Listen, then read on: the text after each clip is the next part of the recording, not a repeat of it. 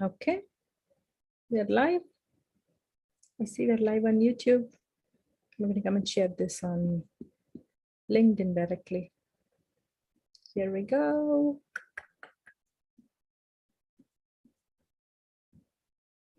Perfect. Okay, we're live. You see? Okay. I'm going to record it here as a backup too.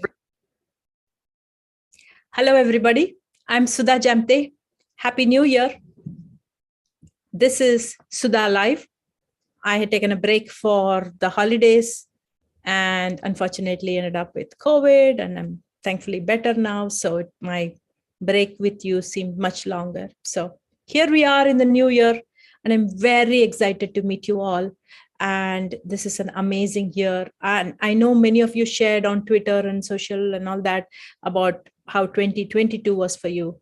I think 2023 is going to be much better than all our past pandemic years. So what I'm going to do today is, for those of you who are joining new, this is Sudha Live.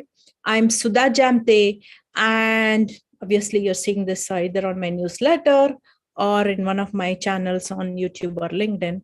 And you get to hear about opportunities in AI, the latest in the AI world, and jobs and fellowship and all kinds of opportunities. So hang in there. And for those of you who are joining me specifically from Asia on your Saturday morning, I appreciate that. For those of you here in Silicon Valley, wrapping up the week with me on Friday evening, I appreciate that too. So what you see in the background is this beautiful picture of Stanford. I teach AI. It's actually called Artificial Intelligence Bootcamp. For product and business managers. That's my course at Stanford Continuing Studies. I teach alternate semesters and I do research alternate semester.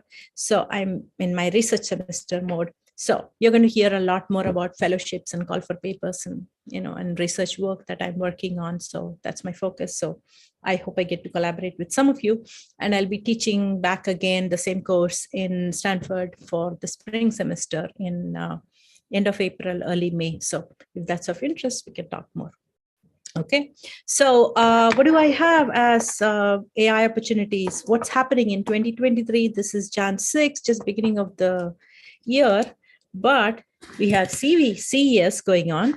CES 2023 is happening in full Zoom mode. Actually, it's not Zoom, it's happening live. I'm watching it Zoom. Okay, let me share my screen with you. Where is the Zoom? CES on Twitter.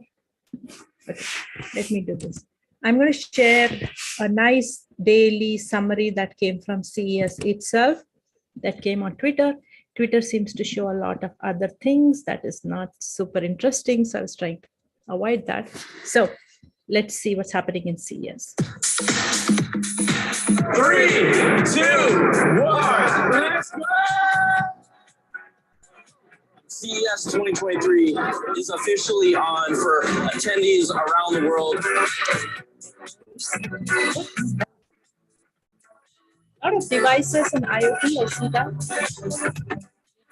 I want to welcome you to CES 2023.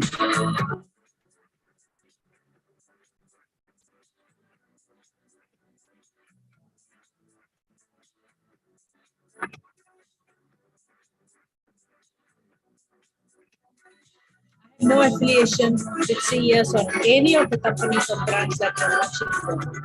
Technology futurist, so I love futuristic technology.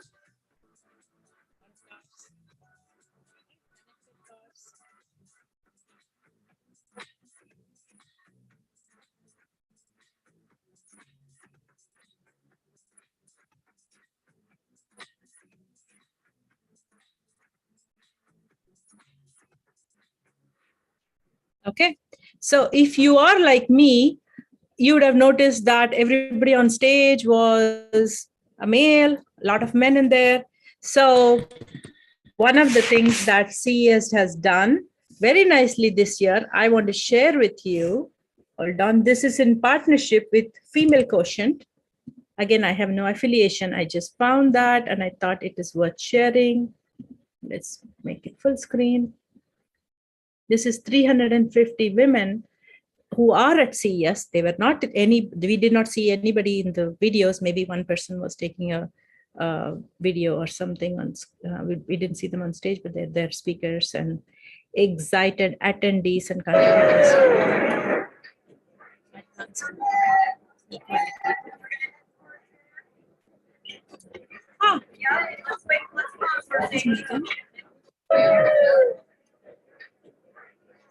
Cases. Can you see any cases that you know?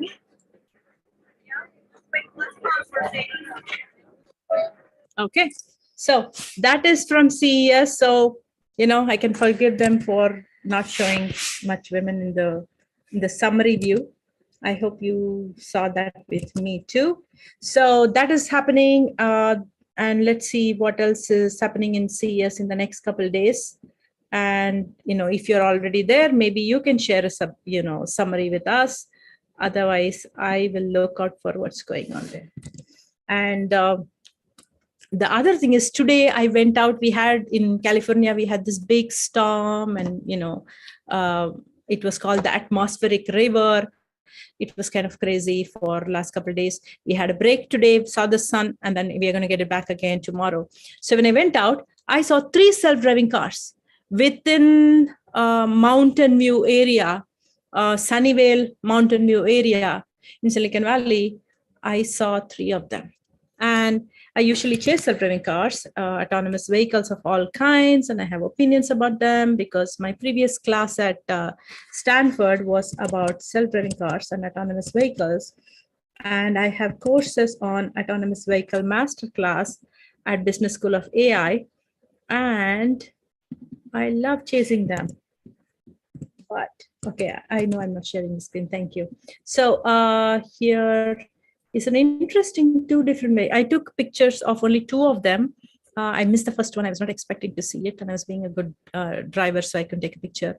So this one looks like, the LiDAR here is the latest one. So this could be a Toyota. This could be the latest Waymo. I don't know. It didn't have a name on it. This one was interesting. This looked like a home-built model, like a tower, and this top here is the LiDAR, and I don't know what these, maybe there are 4 cameras and then a LiDAR at the top. Let me show you a view where I got a little video snippet too. So if you have any idea what this is, I would like to hear from you.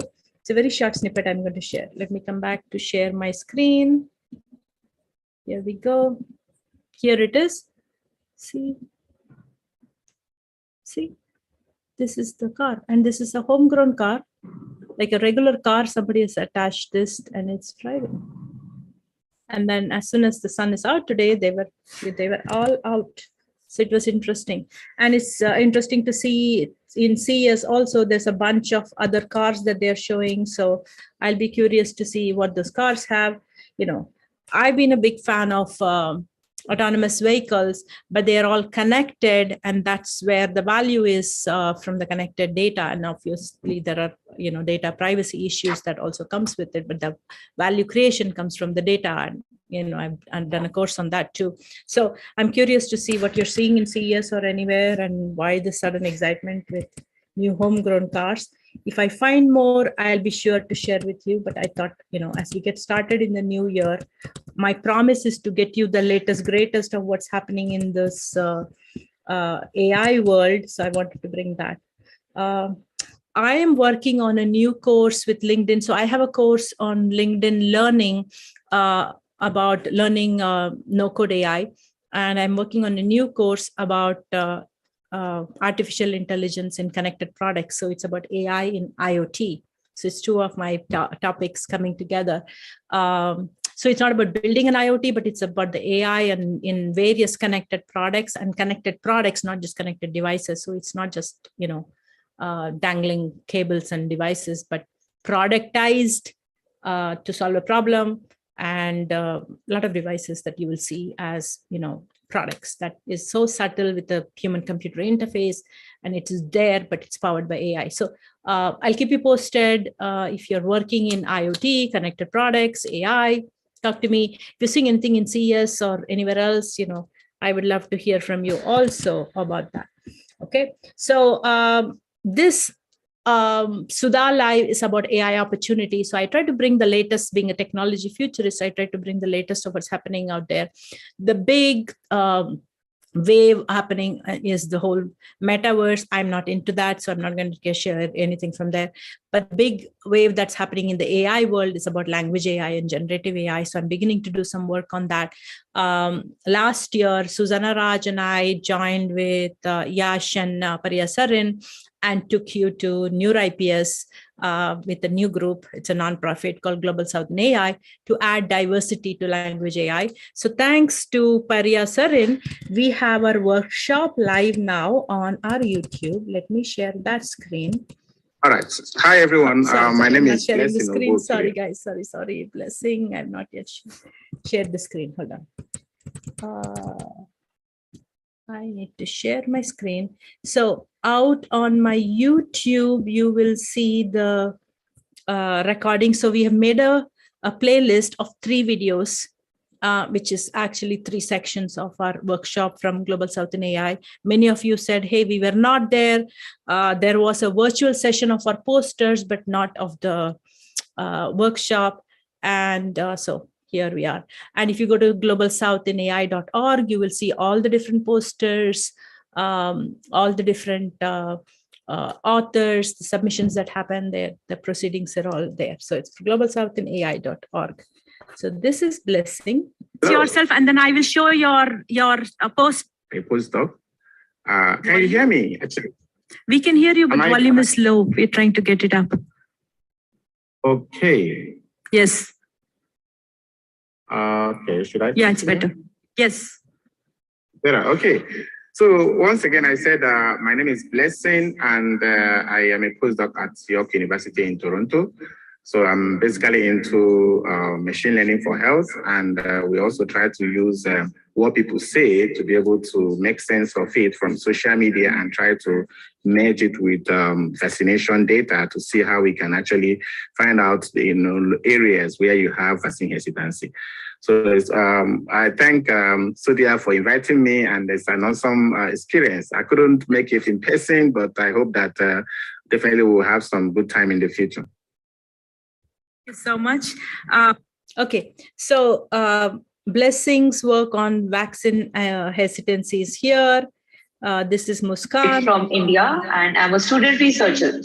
And I'm so grateful to the Global South in AI workshop, as it has allowed me to build on my work with Bella, bot for English language acquisition, a language learning chatbot that is created for a largely Hindi and English being code switched Hindi and English population. My main motivation behind creating this chatbot is the growing importance of English fluency in India, owing to it governing people's employment prospects and to a certain extent their social acceptance. Okay, so let me go to another researcher who was it. That's me and Susanna Raj. This is at NeurIPS. So you get the idea. So you can see some of the presenters who joined us remotely that we got recorded.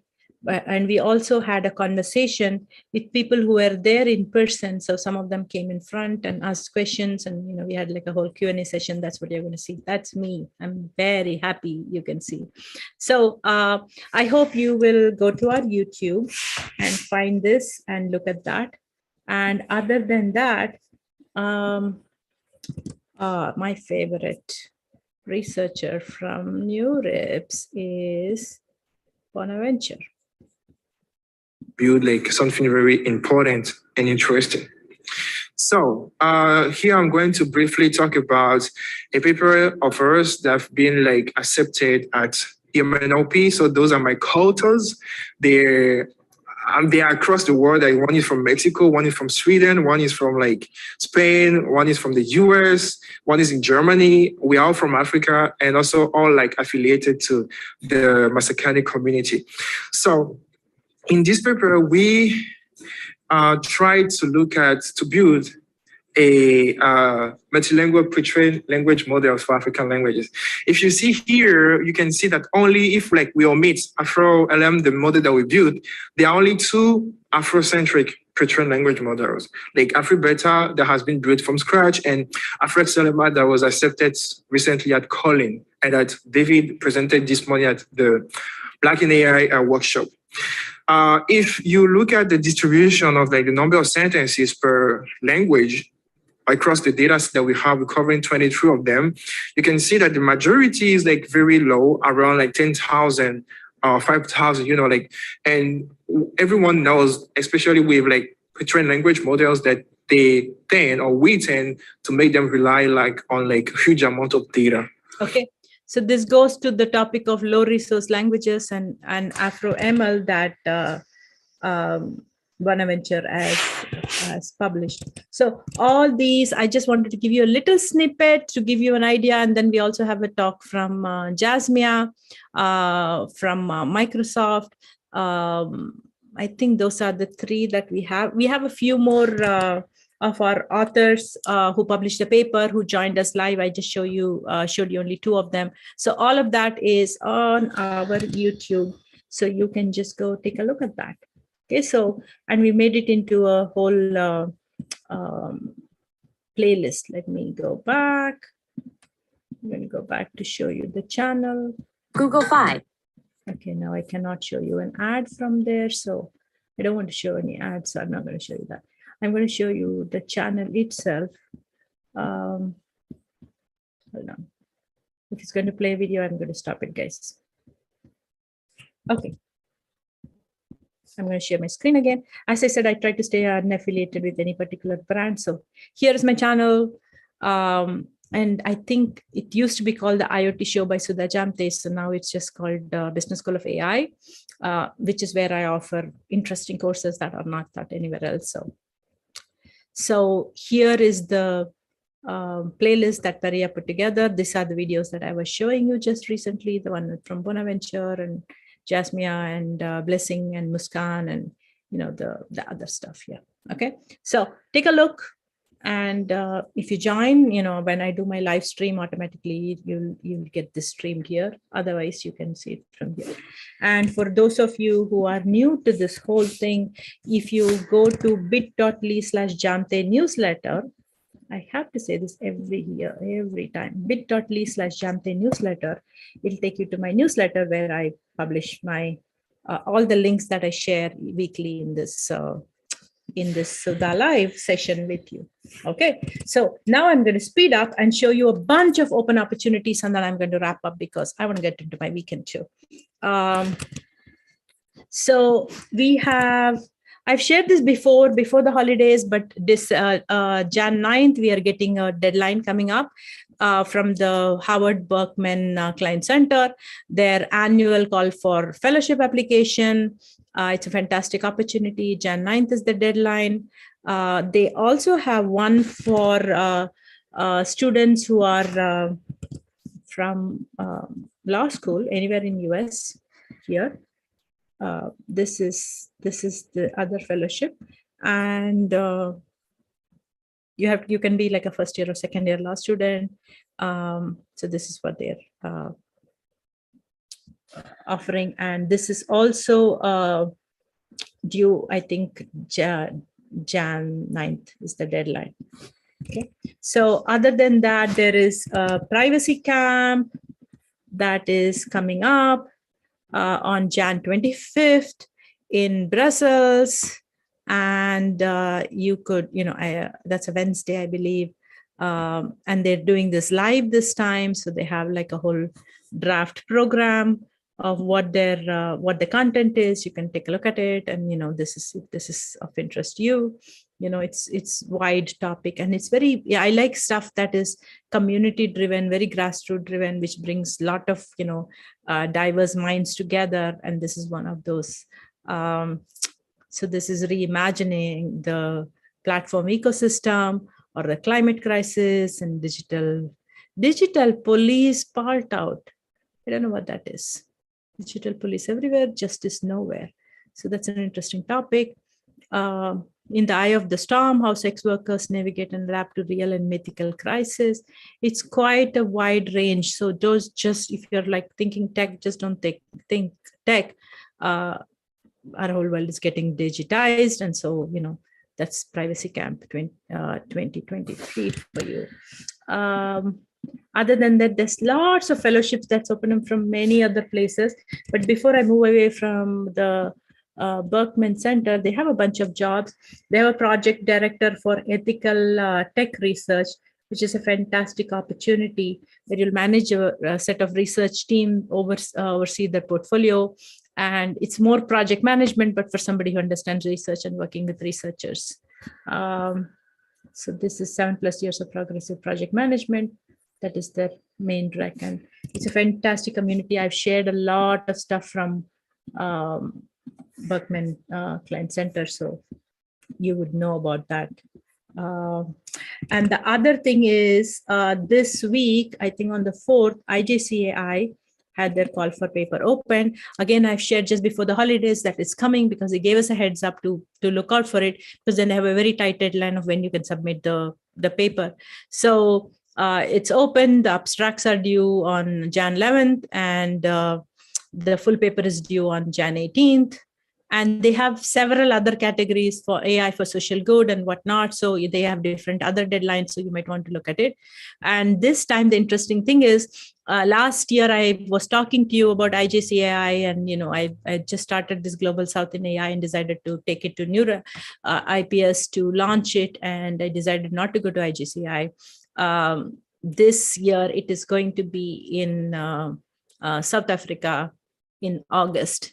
And so I'm very, very excited. So hope you will participate in this call for paper and contribute. And maybe, I'll see you in South Africa.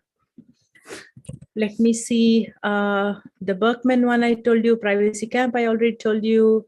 The job at project director, I told you that. They also have project director for ethical tech research, which is also at Berkman Klein Center for Internet and Society at Harvard. And I showed you about a NeurIPS application or NeurIPS workshop that is available from our YouTube now. And then I gave you a snippet of what's out there in CS. And so other than that, there's a whole bunch of other fellowships that's opening up from Tufts, from Northeastern, from Yale.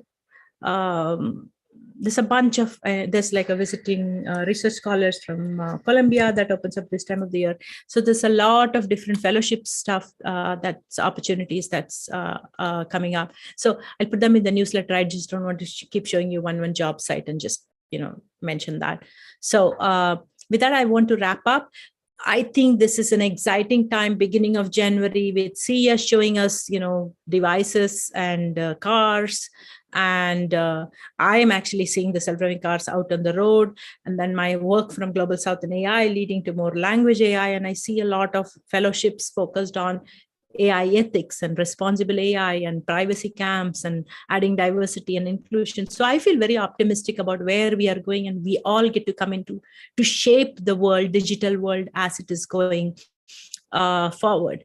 Again, with the chaos of, privacy violations, but a lot of data and opportunity with data. So we're going to have a lot to talk about. So I hope this is exciting for you. Hope you will pick up some of the opportunities for the fellowship, some of the jobs. I'll be sharing more jobs as they open up in the new year. And other exciting thing before I wrap up is Sonia Teresaheb has landed in a beautiful job at Hult University and here in San Francisco. And it's a very exciting research opportunity in a futuristic lab. And I mentioned her, and she'd moved recently to Bay Area, and so I've mentioned her, and I mentioned her background and work. And I'm excited to see what she's going to come up with and what kind of research she's going to produce. So maybe she can come and talk to us in one of the future weeks. So with that, I'm going to wrap up. I am going to be resuming the weekly WED with my student alums. So look out for that. Otherwise, just watch for the newsletter, Jamthe newsletter, bit.ly/Jamthe newsletter, where I will share all these opportunities. And then I will see you next week. And stay safe and have fun. And let's start the new year and shape the world the way we want it. And I look forward to doing that with you. And as always, you can find me through all my social channels or on the newsletter. And I look forward to an opportunity to hear back from you if you're one of my students, especially on what you're doing, interesting things you want to come, especially, I like my students to come back and talk to us at Weekly WED in our global speaker series. And so talk to me. And if you're working in any of the areas that I'm mentioned, there's room for collaboration. I'm all ears. So I'm going to be working on the IoT course, the artificial intelligence and connected product with LinkedIn.